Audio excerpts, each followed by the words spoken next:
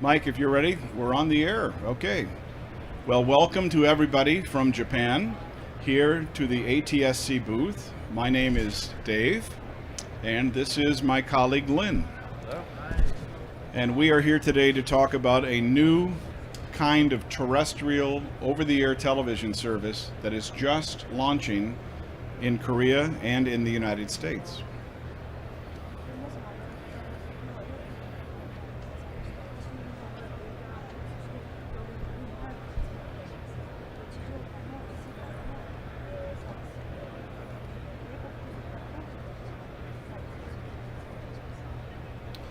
So we call it ATSC 3.0. ATSC stands for Advanced Television Systems Committee.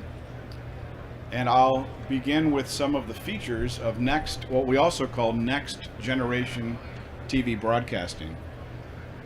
In Japan, I know it's a very popular service to have 4K, ultra high definition, and that's one of the things that can be delivered with ATSC 3.0.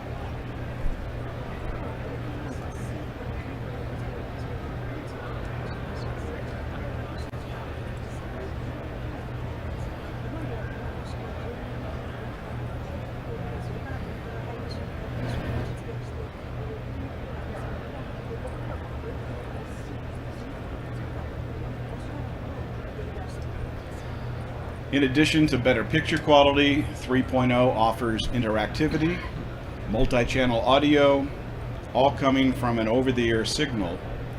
And most importantly, this standard is based on Internet Protocol. So it has the advantages of having both broadcast and broadband. We can bring the two together.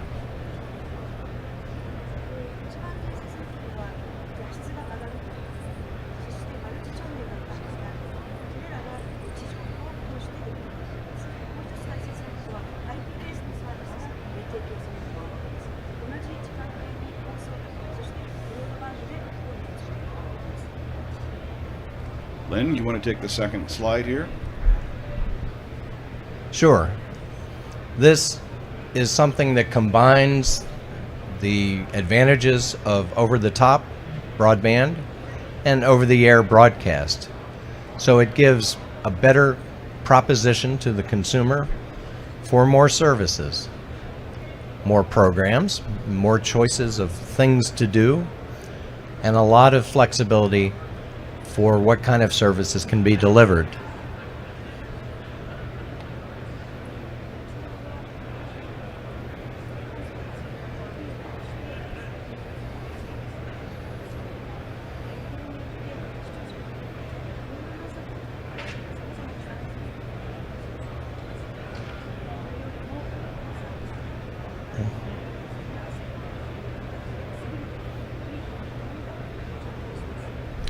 While it has been possible to combine internet and broadcast previously, with ATSC 3.0 being based on Internet Protocol, now it's very easy to combine broadcast and broadband, and the service offerings can be very complex and yet simple to access for consumers.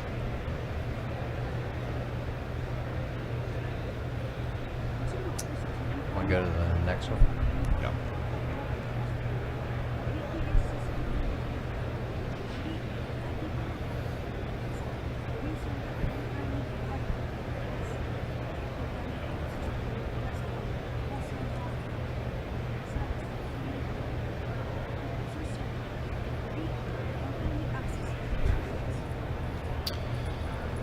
There are many features of ATSC 3.0 in addition to better picture quality, and one of the most important is something new for broadcasters, TV broadcasters, called the single frequency network. So this can be a series of towers in a given market that will improve reception. Now you'll be able to receive television deep in the basement, maybe inside a skyscraper, or a place where traditional television reception has been very difficult. And if you look behind you, you'll see a train set, as well as a colleague from Sony. And you can see how television can be moving, which is one of the advantages of 3.0, as a passenger in a car or on a train.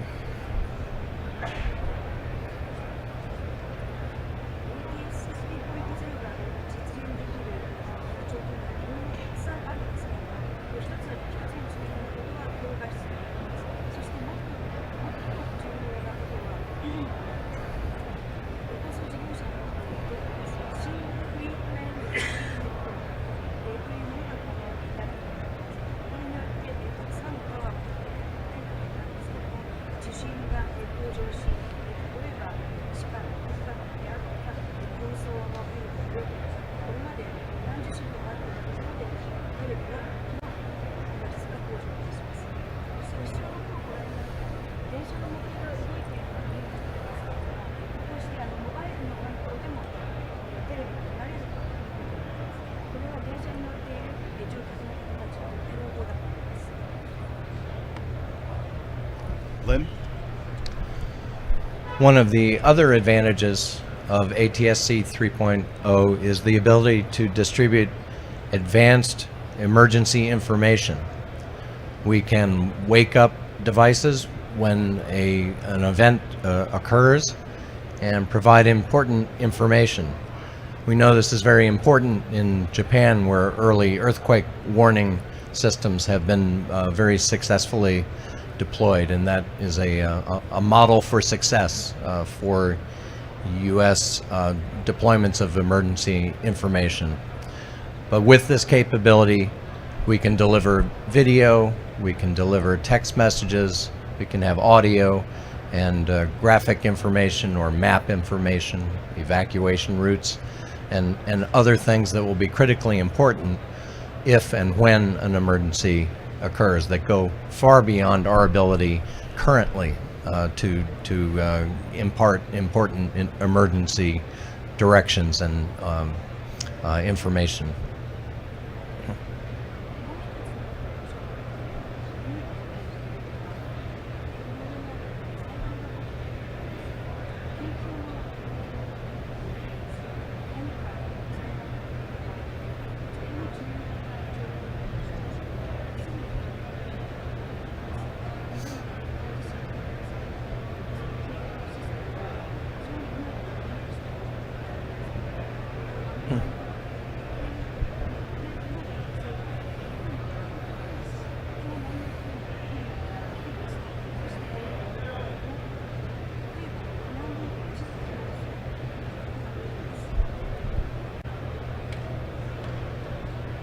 This new standard is also very flexible. It can be more than just better quality television, even more than the emergency alerting.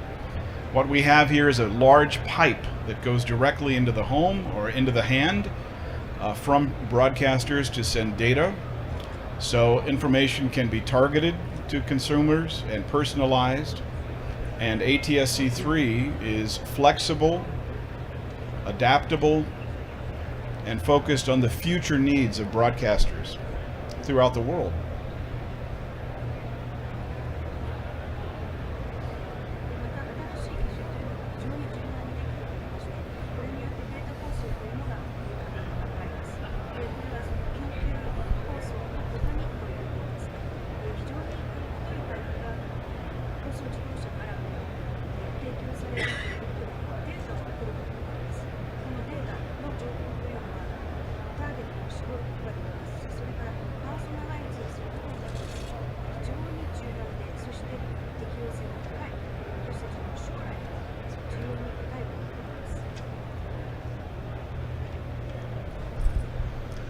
So at the current time, we have deployments of ATSC 3.0 on an experimental basis in several U.S. markets, as well as Korea has started commercial service for over a year now. In this exhibit, there are examples from Phoenix, Arizona, and the model market there, which shows how broadcasters are working together to put together ATSC 3.0 transmissions while maintaining their ATSC 1 service to the public.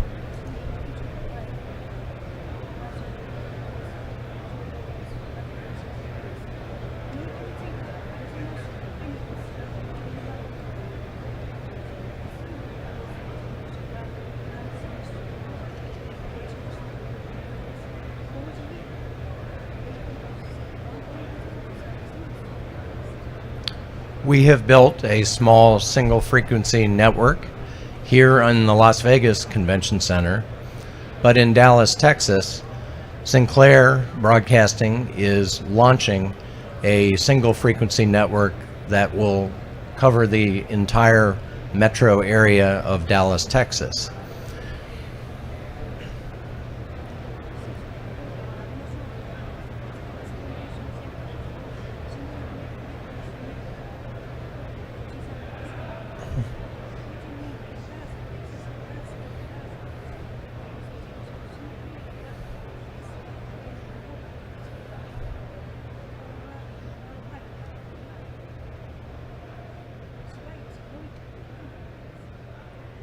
And there are several other markets that have experimental stations that are concentrating on exploring different facets of the new standard. In Santa Barbara, News, Press, and Gazette Broadcasting is looking very closely at things like internet integration and news from the web integrated into broadcasting. In Baltimore, Maryland, Sinclair is showing single frequency network operation and test offerings for different features. In Raleigh, North Carolina, WRAL has been on the air with ATSC 3.0 for just about 2 years now and was the first station on the air. And in East Lansing, Michigan, WKAR, a public broadcasting station, is exploring automotive applications. And finally, in Cleveland, Ohio, the National Association of Broadcasters, my organization, and the Consumer Technology Association are jointly sponsoring an experimental test station where we are using interoperability of different equipment and field testing of the physical layer to make sure that every part of the standard can work and manufacturers can be confident that their equipment will work with the equipment from other manufacturers. And more deployments are coming.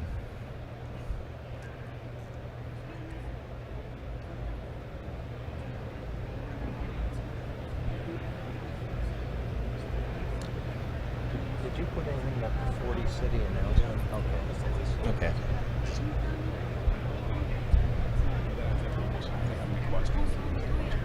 Great.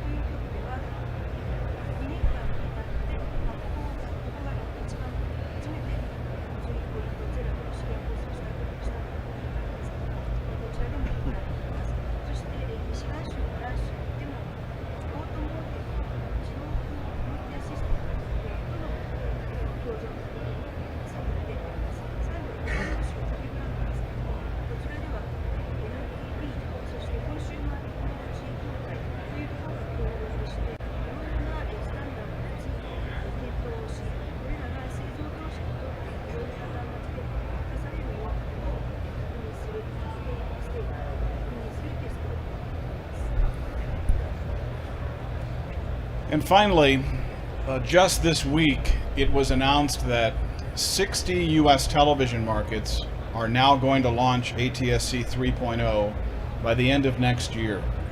So by the holiday selling season, when the first consumer receivers will be available, at least one channel will be available in 60 U.S. TV markets.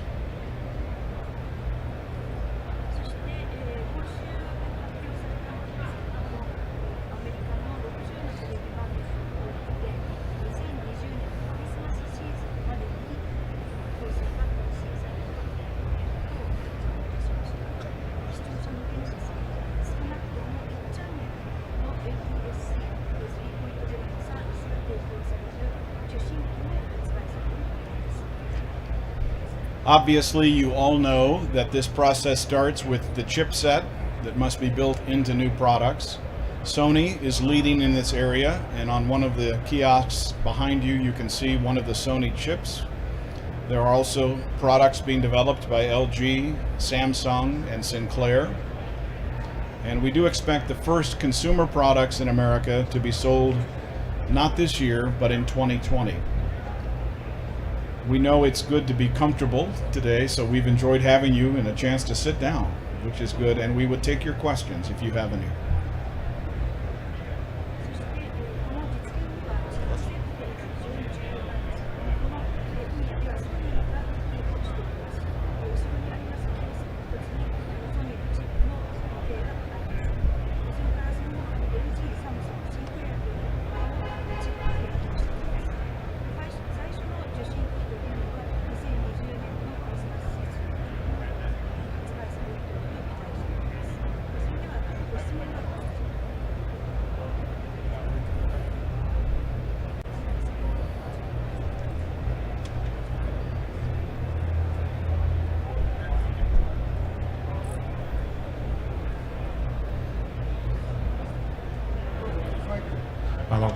コンテンツ作りは全部その放送事業者がやるんですかっていうことと、その一つのタワーで全部配信するってことは、そのタワーが倒れた時になんかバックアップが必要だと思うんですけど、そこら辺ってどうなってますか？ Okay. So the other contents are produced by broadcasters for ATSC 3.0. And the other question is, yes, in the single frequency network is coming from one big tower. When something happens to the tower, what would do the kind of balance? So the question was about the content. Where is the content coming from for these broadcasts? And it will come from two places. Traditional over-the-air television, so the networks that provide the content today, that will continue. Also through the internet. So you'll be able to look at past episodes of shows, information. For the consumer, it will be very easy to look at what's happening now or to make other choices through the same system through the internet. So it's over the air and over the top. The second part of the question was about resilience of single frequency networks. A single frequency network has multiple towers, like a cell phone system. A traditional broadcaster has one tower. And actually, it's been our experience that even in disasters, television broadcasters are able to stay on the air with a big tower. And the hope is, obviously, with single frequency networks, you'll be able to reach more people. So we have a good track record on resilience in the U.S.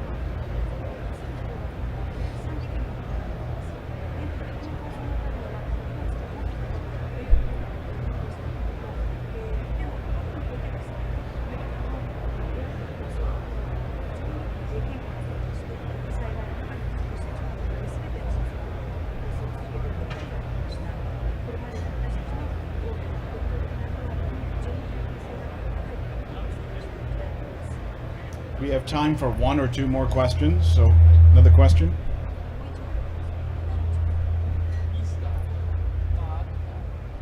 Back here?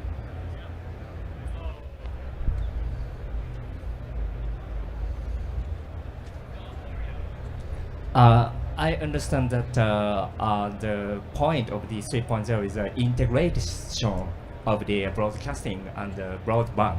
So in that case, where the customer can use 3.0 as the current internet broadband? That is my question. Do you want to take that one? I'm trying to understand the question. You're asking whether broadband will be required by the consumer? Did you understand what he was asking?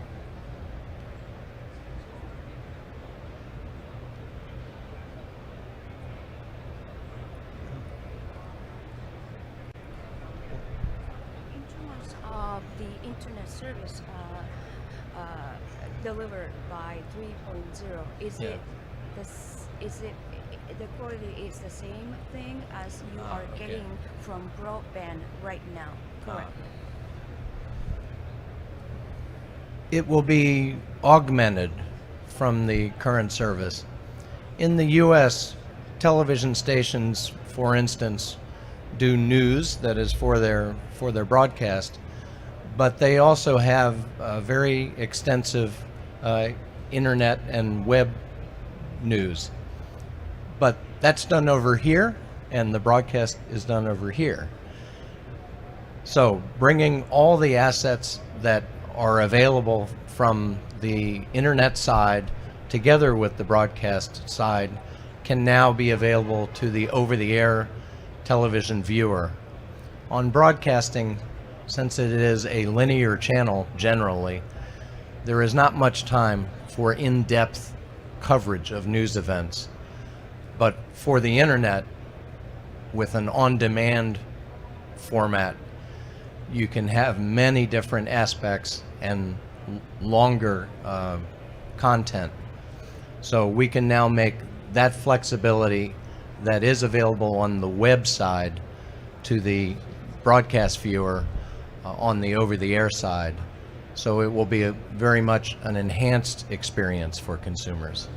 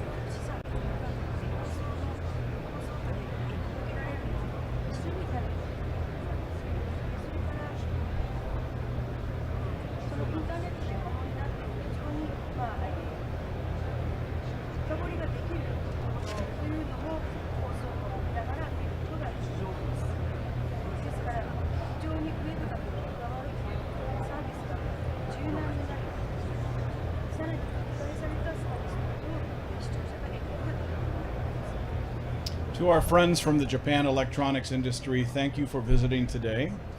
And I'm going to call to the stage Luke Fay from Sony, who's going to do a presentation. So we can move out here. And Luke has a presentation up next about advanced advertising and what's possible with 3.0. Thank you for joining us.